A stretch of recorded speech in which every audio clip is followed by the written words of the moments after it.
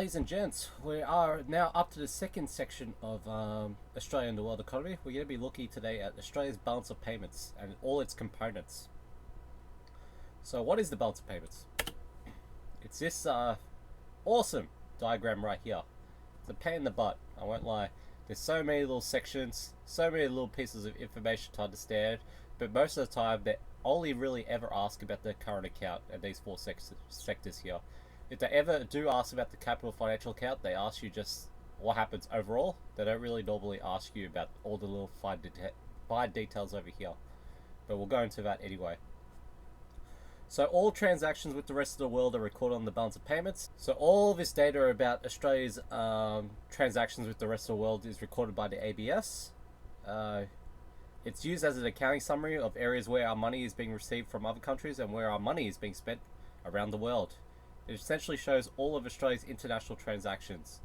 When an item is recorded in the balance of payments, it is categorized into separate accounts and recorded as either a debit or credit. So if you've ever done accounting before, which most of you have not, a debit is pretty much when money is leaving, and credits are when money is coming in. That's all you really need to know. So the balance of payments comprise the two major sets of accounts, the current account and the capital and financial account. The value of these two accounts need to equal zero when you add them together. So if this has a debit balance, this section has to have a credit balance, and vice versa.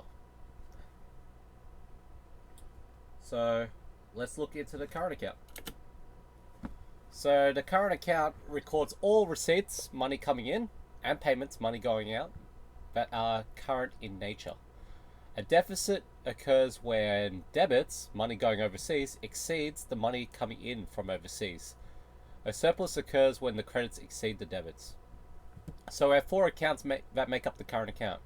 We've got the balance of merchandise trade, also known as net goods, which looks at our exports, which is our credits, and our imports, which are our debits.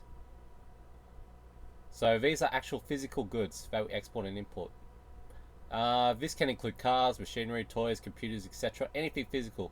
Net goods equals export of goods minus import of goods. So our balance of merchandise trade literally tells us how much in total, in the end, is our total exports. So if our exports are greater than the imports, we have a surplus. If our imports are greater than the exports, we have a deficit. Net services, same deal as the balance of merchandise trade. This is only purely looking at the service industry. So our exports of services versus our import of services. This can include tourism and education. So net services equals export of services minus the import of services. So next, we've got net primary income.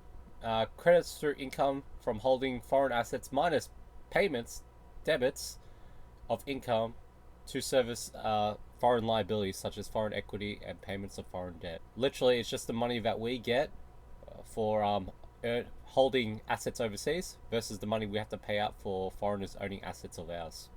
This section also looks at borrowing money. So if we owe money overseas, all those interest repayments are recorded as a debit, while all that money that is owed to us from overseas is recorded as a credit. And net secondary income is an insignificant account. This one mainly is a deficit. This is to do with transfers from one country to another. Our main debit in this account is foreign aid. Other transfers include gifts. So when determining if we have a current account deficit or a current account surplus, we need to just look at the total debits and credits that occurred in all four sections. So if our credits exceed our debits overall, we know that we have a surplus. And if our debits exceed our credits, then we know we have a deficit. So you're probably thinking, after all this crap, what the hell is going on? Don't you worry, we're going to look at this diagram to help alleviate this situation. So here it is. These are the four accounts, what's recorded in those sections, and examples for each one. So take your time to look over this, pause the video if you need to, and just double check you understand this. Alright? So the other section we're looking at now is the capital account, which is part of the capital financial section. So the capital account looks at all transfers of capital. This includes migrant transfers, acquisitions, disposal of non-produce, non-financial assets. This includes sale of embassy land or copyrights. And the financial account. It shows how Australia's finances its current account deficits. The account occurs when gross national expenditure exceeds national income, GDP. This is due to imports and servicing of foreign liabilities exceeding exports and earnings from foreign assets. Now, you're probably thinking, what's going on here? Well, let's break it down. So, the capital account, movement of capital between nations. So, examples of money coming into Australia through the capital account is through the receipt of intellectual property income, e.g., royalties by an Australian artist. Example of debits is like the Australian grants to developing countries for building of roads and bridges. So when we send off money overseas to help them build stuff. Alright, so the financial account. We've got here direct investment. We've got portfolio investment, international derivatives, other investments, and reserve assets. So this is all that annoying stuff that belongs here in the financial account. I wouldn't worry too much about this section. I haven't seen it pop up in a SAC ever or in an exam, but it might be part of the study design, so we're going to go over it anyway just in case. So direct investment is the creation of new assets and liabilities in a foreign country, including the setting up, production facility, or purchasing of more than 10% of the company's shares. So in essence, if you buy more than 10% of a share of a company, this is recorded under direct investments. So here, the purchase of the Vegemite brand by Philip Morris, an American cigarette company. This is an example of Americans buying our products, so they're injecting their US dollars into our country. Hence, it's a form of money coming into us. But the fact that we put a new oil field in Papua New Guinea, that's us injecting money into another country. So that's money leaving the country, and therefore a debit. So portfolio investment is different from direct investment just by the fact that it's less than 10% of the company's value. So any transaction that involves less than 10% of the value of the company goes under the portfolio investment side. And here you got to include the sale of shares in Qantas to a foreign household, the purchase of shares in Apple by an Australian super. So here are some examples. So financial derivatives are complex financial instruments that create assets or liabilities. What the heck does that mean? Well, let's look at the examples and hopefully that clarifies everything for you.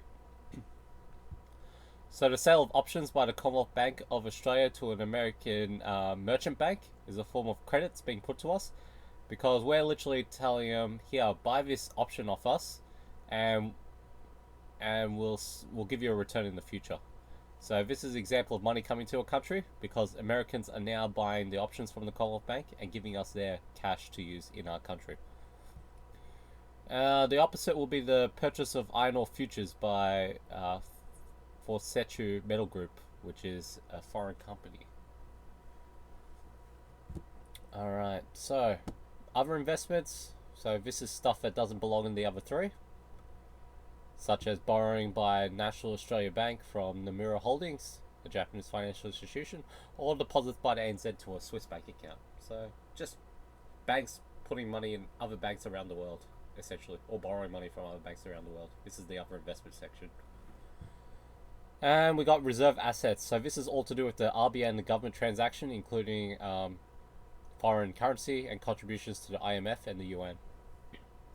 So examples of credits is when the RBA purchases Australian dollars on the foreign exchange market to smooth out the volatility in the exchange rate. So this is where we pretty much cook the value of our currency by buying it through the government. So let's just say the Australian dollar is hovering at 65 cents. And they're not happy that the value of it's so low. They'll start buying our currency in the foreign exchange market to restrict supply and hopefully drive the prices up to, let's say, 75 cents per American dollar. So examples of debits or money leaving our country is the Australian government sending money to the UN to help them with their research. Or, the WHO, to help us with the COVID-19 crisis, which isn't doing much, is it? Here we're looking at the deficit in the net primary income section. Is due to the saving investment imbalance. So, as you guys already know, that Australia just doesn't save money. We tend to borrow 200% more than we actually earn at any given time. So that causes a massive saving investment imbalance. In order for Australia to access credit to fund these projects, we rely on foreign finances. As a result, Australia's net foreign liabilities increases, which causes the CAD to increase. So what I'm saying, guys, is in a bank, banks usually use our savings in order to lend to other people to earn a profit off it. But if Australians are not saving and they're borrowing money, where the heck are the banks going to get the money in order to finance all this lending? Well, this is where they borrow from overseas to cater for this.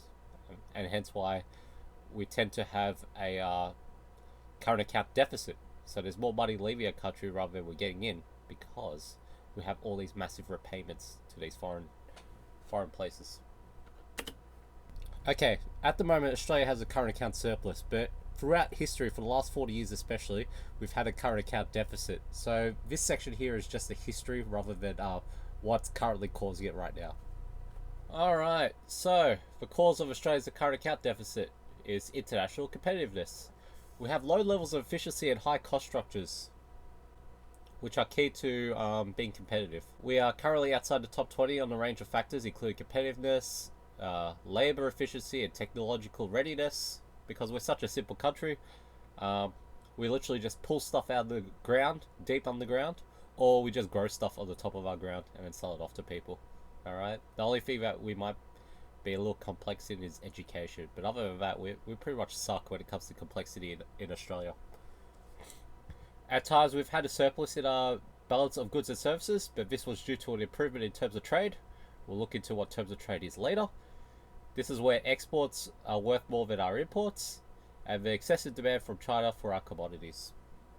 So what happened, ladies and gents, was during this time, China was demanding a lot of our stuff that we dig out of the ground, and they're buying volumes of values that were ridiculously high compared to the amount that we usually import into our country. So at this stage, we were having a surplus. We were getting more money from our exports than we're spending on importing products into Australia. The cause of the current account deficit. So the cyclical component of the CAD.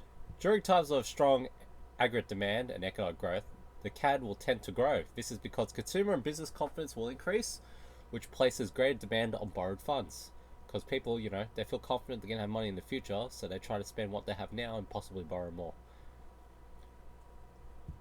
Because Australia has a lack of a savings pool, most of these borrowings will be funded by foreign currencies. So, as I said, we borrow more than we actually save. So in Australia, there's not enough savings available to lend out to Australians, so banks will borrow from overseas to cater for our needs and wants. So this will cause our net primary income debits to increase due to servicing loans, which cause an increase in our current account deficit. The movement of the CAD is tied to changes in the economic cycle. This is known as the cyclical component of the CAD. So guys, if the CAD's rising due to strong economic conditions and dropping due to weak economic conditions, we call this the cyclical component of CAD. Alright, because it follows the economic conditions, just like cyclical unemployment. So when the cyclical components are removed from the CAD, we get the structural component of the CAD. This represents the long run trend in the current account deficit. So once we remove all economic variables, or economic activity as the variable, we can see the structural component of our CAD.